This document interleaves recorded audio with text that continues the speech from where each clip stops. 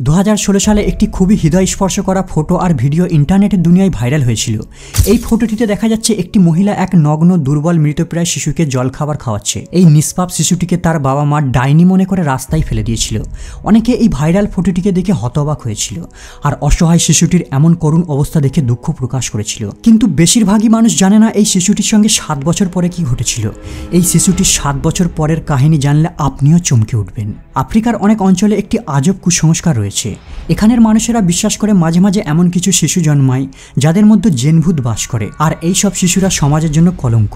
তাদের জন্য সমাজে খারাপ ইফেক্ট পড়ে, আর এই কারণেই এই সব শিশুদের ডাইনি বলে সন্দেহ করা হয়। এই কারণে যেই সব শিশুদের ডাইনি বলে সন্দেহ করা হয় তাদেরকে পরিবার থেকে বিতাড়িত করে দেওয়া হয় অথবা হত্যা করে দেওয়া হয়। আর যদি এই সব শিশুদের ফ্যামিলিরা তাদের সন্তানের প্রতি ভালোবাসার টানে পরিবারে রেখে দেয়, তাহলে সেখানে সমাজ সেই পরিবারের সঙ্গে সম্পর্ক বিচ্ছিন্ন করে দেয়। তাদেরকে বৈষম্যের চোখে দেখা হয় আর বিভিন্ন সুবিধা থেকে বঞ্চিত করা হয়। যেমন তাদের সন্তানকে স্কুলে ভর্তি নেওয়া হয় না, ধর্মীয় স্থানে তাদের প্রবেশ বন্ধ করে দেওয়া হয়। এইসব কারণেই বেশিরভাগ সময় তাদের পরিবার থেকে বিতাড়িত করে দেওয়া হয়। কখনো কখনো এদের নদীতে ভাসিয়ে দেওয়া হয়, আবার কখনো কখনো এদের জঙ্গলে ফেলে দিয়ে আসা হয়। আর তখনই এদের জীবন নরকের থেকেও ভয়ঙ্কর হয়ে ওঠে। বেশিরভাগ সময় এরা না খেতে পেয়ে রাস্তার পাশেই মরে পড়ে থাকে। অন্যদিকে আফ্রিকার ধর্মগুরুদের কাছে শিশুদেরকে জিনভূত থেকে মুক্ত করা একটা বড় ব্যবসা, আর এইসব শিশুদের অশুভ আত্মা থেকে মুক্ত করতে তারা প্রচুর টাকা ডিমান্ড করে। কিন্তু দুঃখের বিষয়, বেশিরভাগ গরিব পরিবার এইসব সার্ভিসের জন্য টাকা দিতে পারে না, আর তারা নিরুপায় হয়ে তাদের সন্তানকে পরিবার থেকে বিতাড়িত করতে বাধ্য হয়। এই ফটোর শিশুটিও ব্যতিক্রম নয়। তাকেও তার বাবা মার ডাইনি অপবাদের কারণে ফ্যামিলি থেকে পরিত্যাগ করে। এই শিশুটিকে তার বাবা মার নাইজেরিয়ার অ্যাকুয়া ইবোম স্টেটে এক নির্জন রাস্তায় ফেলে দিয়ে আসে।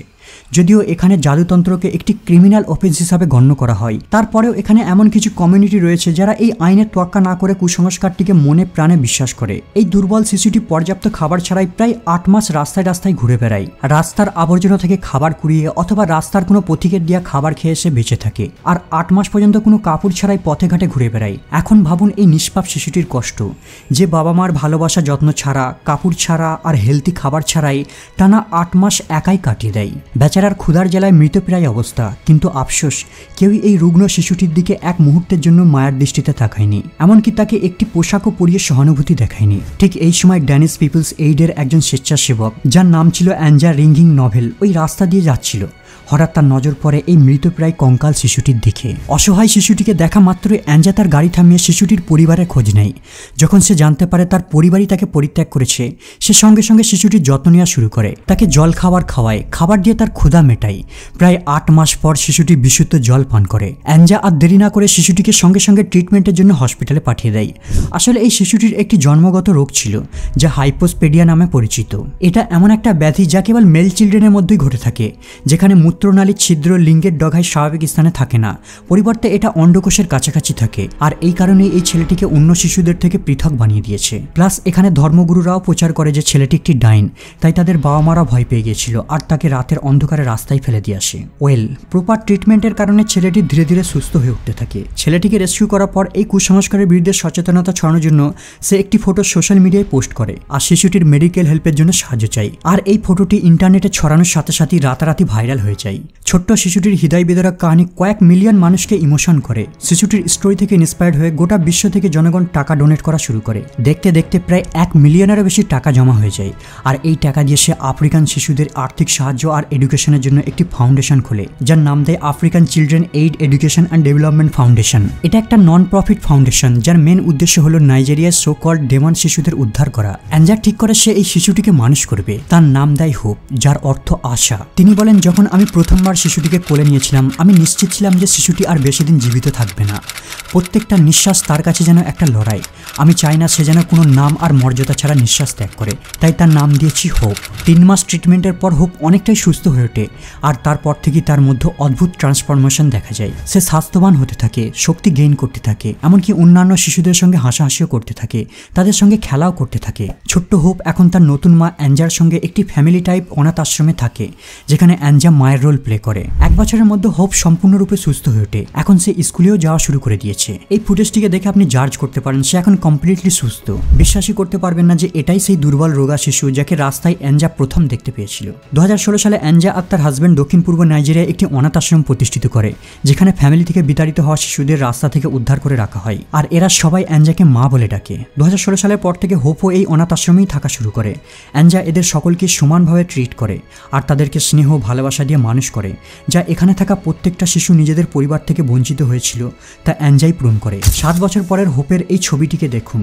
অ্যাঞ্জার ভালোবাসা আর যত্নের সেই রাস্তার কঙ্কাল শিশুটি আজ কত বড় হয়ে গেছে, অথচ এই সুন্দর ফুটফুটে ছেলেটিকে একটা সময় তার পরিবারের লোকেরা ডেমন বাচ্চার অপবাদ দিয়ে মৃত্যুর জন্য রাস্তায় ফেলে দিয়েছিল। কেবল 1 বছরের ভালোবাসা আর যত্নের ছেলেটির লাইফ পুরোটাই চেঞ্জ হয়ে যায়। অ্যাঞ্জা একজন নাইজেরিয়ানকেও বিবাহ করে যার নাম ডেভিড, আর এরা দুইজনে মিলে এই অনাথ আশ্রমটিকে পরিচালনা করে। এখানে শিশুদের জন্য রয়েছে পর্যাপ্ত খাবার, আশ্রয়স্থল, মেডিকেল ট্রিটমেন্ট, এডুকেশন, আর সবথেকে বড় বিষয় হলো তাদের একটি বড় ফ্যামিলি রয়েছে আর ভালোবাসা দেবার মতো মানুষও রয়েছে। অ্যাঞ্জা আর ডেভিডদেরও একটি নিজস্ব সন্তান রয়েছে যার নাম জুনিয়র ডেভিড, আর সে জন্মের পর থেকে এই অনাথ আশ্রমে শিশুদের সঙ্গেই বাস করে। যখন হোপকে প্রথমবার অনাথ আশ্রমে আনা হয়, জুনিয়রই হলো প্রথম ব্যক্তি যাকে দেখে হোপ প্রথমবারের মতো হেসেছিল আর কথা বলেছিল। আর সবথেকে মজার ব্যাপার হলো হোপ আর জুনিয়র এরা দুইজনই সমবয়সী আর এখন তারা বেস্ট ফ্রেন্ড।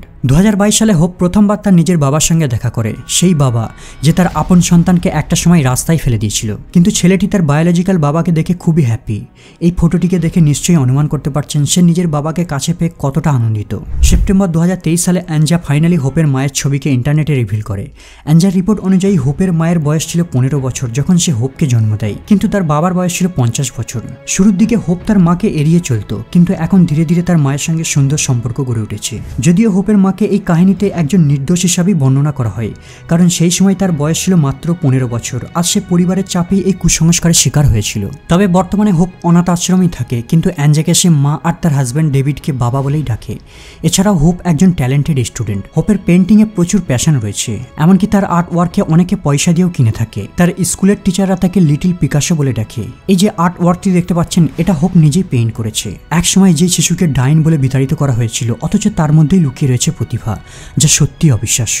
ওয়েল চ্যারিটেবল ফাউন্ডেশনের টাকা দিয়ে তারা আরও একটি নতুন অনাথ আশ্রম বিল্ড করছে, আর তাদের এই অনাথ আশ্রমের জন্য গোটা বিশ্ব থেকে উদার ব্যক্তিরা অর্থ ডোনেট করে, আর তারা এই পয়সা দিয়ে অনাথ আশ্রমের শিশুদের সব চাহিদাকে পূরণ করে। অ্যাঞ্জার মতে অনাথ শিশুদের মুখের হাসি হচ্ছে আমার কাছে সব থেকে বড় উপহার। এটা এমন একটা উপহার যা আমি ছোটবেলা থেকে স্বপ্ন দেখে আসছি। কারণ যখন তার বয়স ছিল 5 বছর তার মা মারা যায়, কিন্তু তারপর থেকে তার বাবা ঠিকভাবে যত্ন নিত না, মাঝে মাঝে তাকে টর্চার করত, পরে তাকে অনাথ আশ্রমে রেখে দিয়ে আসে।